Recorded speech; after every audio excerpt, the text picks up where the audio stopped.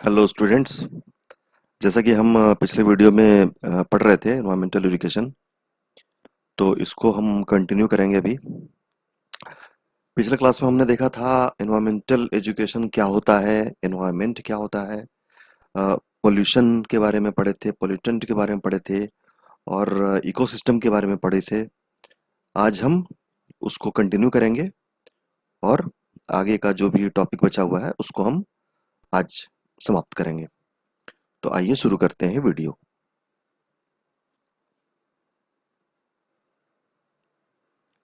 तो क्लास शुरू करते हैं।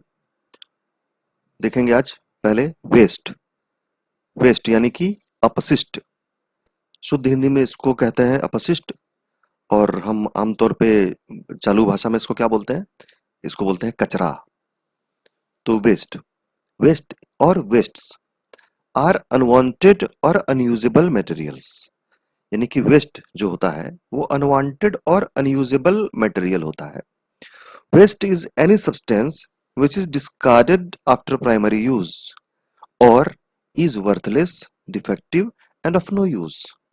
यानी कि वेस्ट यानी कि अपशिष्ट पदार्थ जो होता है वो ऐसा पदार्थ होता है जो कि प्राइमरी इस्तेमाल के बाद हम उसको हटा देते हैं, उसका त्याग कर देते हैं, जो कि या तो जो वर्थलेस होता है या डिफेक्टिव होता है या ऑफ नो यूज, किसी काम का वो नहीं रहता है, उसको कहते हैं वेस्ट।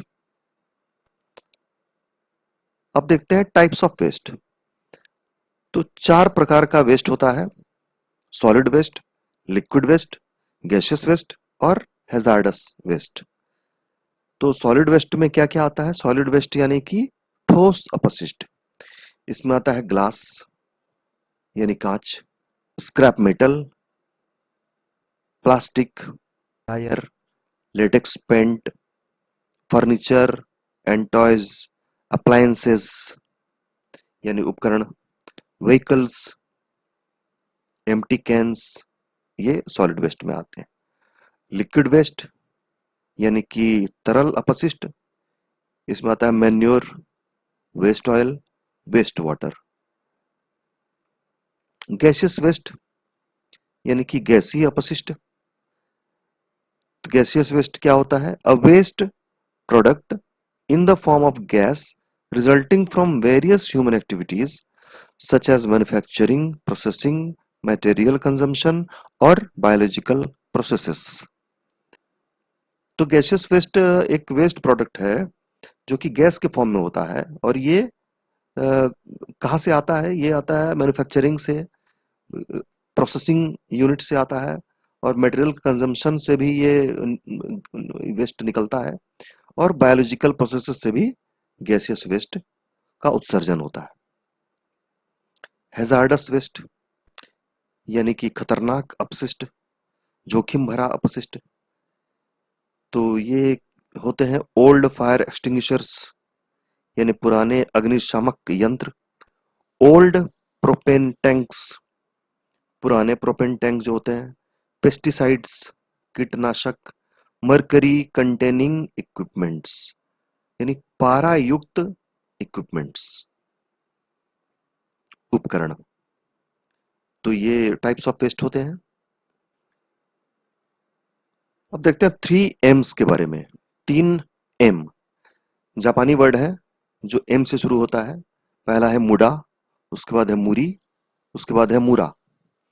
तो मुडा का अर्थ है वेस्ट यानी कि अपशिष्ट पदार्थ, मुरी का अर्थ है ओवरबर्डन यानी कि अतिरिक्त बोझ, और मुरा का अर्थ है अनइवननेस यानी असमानता।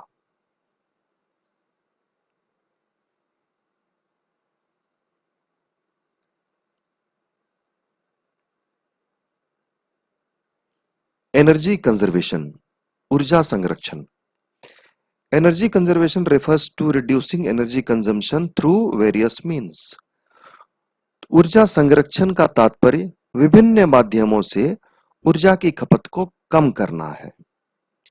The 3 R's: reduce, reuse, recycle. Reduce यानी कम करना, रीयूज यानी पुनः उपयोग करना, और रिसाइकल यानी पुनरावृत्ति करना।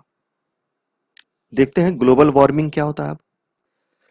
The increase of Earth's average surface temperature due to effect of greenhouse gases such as carbon dioxide, emissions from burning fossil fuels or from deforestation, which trap heat that would otherwise escape from Earth.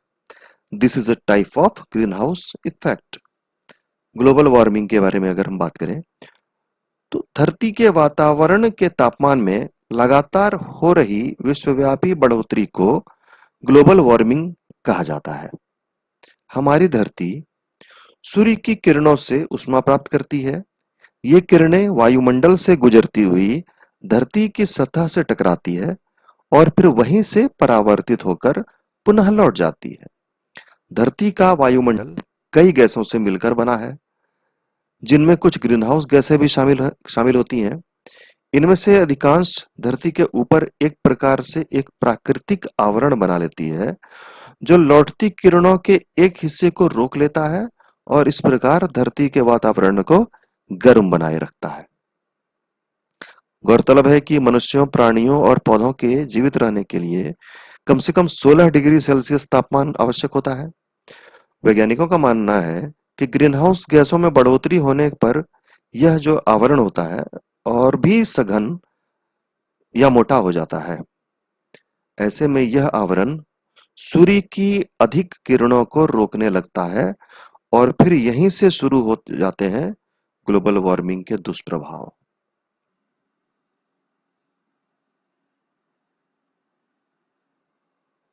अब देखते हैं greenhouse effect. Greenhouse effect क्या होता है? Some sunlights that heat the earth is reflected, some becomes heat.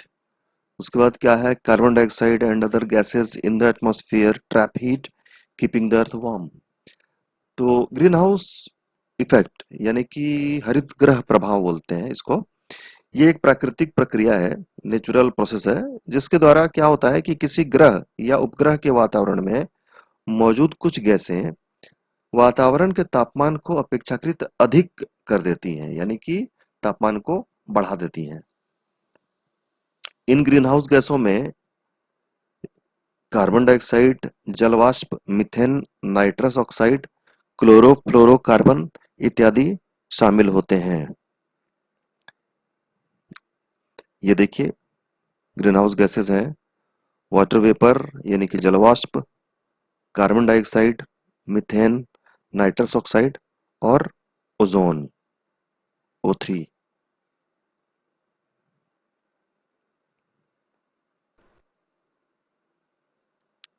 Impacts of global warming. Global warming के प्रभाव यानी कि ग्लोबल वार्मिंग से क्या-क्या प्रभाव पड़ रहा है, ग्लोबल वार्मिंग से क्या-क्या परेशानियां आ रही हैं। पहला है राइजिंग सीज, बढ़ते हुए समुद्र। चेंजेस इन रेनफॉल पैटर्न्स, वर्षा के पैटर्न में बदलाव। Increased likelihood of extreme events.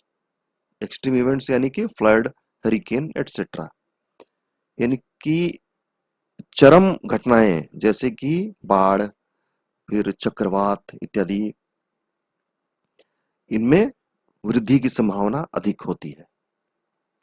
Melting glaciers, पिघलते हुए हिमनद। एक्सटिंक्शन या वैनिशिंग ऑफ एनिमल पॉपुलेशन, यानी पशु आबादी का विलुप्त होना। धीरे धीरे क्या हो रहा है कि बहुत पशु जो है, जो बहुत पशुओं की आबादी कम होती जा रही है। तो ये भी एक ग्लोबल वार्मिंग का दुष्प्रभाव है। स्प्रेड ऑफ डिजीज, बीमारी का फैलाव। अब देखेंगे वाटर के बारे में। वाटर हम जानते ही हैं, जल के बारे में। जल क्या होता है सब जानता है।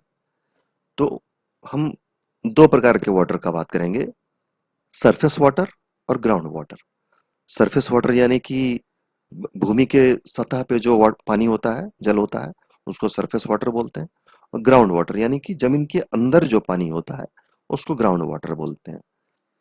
Surface water, surface water is the water present on the surface of the planet, such as in streams, rivers, lakes, wetlands, and oceans.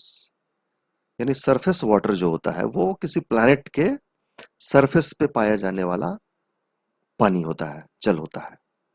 जैसे कि देखते हैं नदी, फिर समुद्र, झील इत्यादि जो जो हम देखते हैं, तालाब, ये सरफेस वाटर का उदाहरण है। Around 70% of the fresh water we use, हम जो जल का जो इस्तेमाल करते हैं, हम जो जल का इस्तेमाल हम करते हैं उसका 78% हम सरफेस वाटर का इस्तेमाल करते हैं और 22% ग्राउंड वाटर का इस्तेमाल करते हैं। ग्राउंड वाटर क्या होता है? Ground water is the water beneath the earth's surface, filling cracks and other openings in beds of rock and sand. It exists in soil and sand that are able to retain water. तो ground water क्या होता है? Ground water वह पानी होता है जो कि धरती के अंदर पाया जाता है, कुआं होता है, बोरवेल होता है, ये ग्राउंड वाटर का उदाहरण है।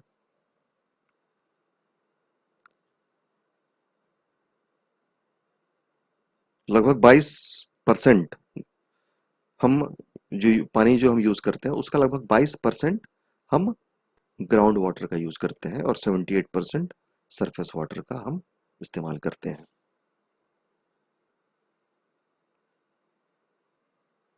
ये देखिए, ये वाटर ट्रीटमेंट का प्रोसेस है। पानी इनटेक किया जा रहा है, फिर केमिकल एडिशन हो रहा है, उसमें क्लोरीन, लाइम, एलम मिक्सिंग किया जा रहा है, कोagulation है, सेडिमेंटेशन है, फिल्ट्रेशन किया जा रहा है, फिर डिसइंफेक्ट, उसके बाद स्टोरेज, उसके बाद डिस्ट्रीब्यूशन। तो ये वाटर ट्रीटमेंट प्लांट का चित्र है जो आप देख रहे हैं।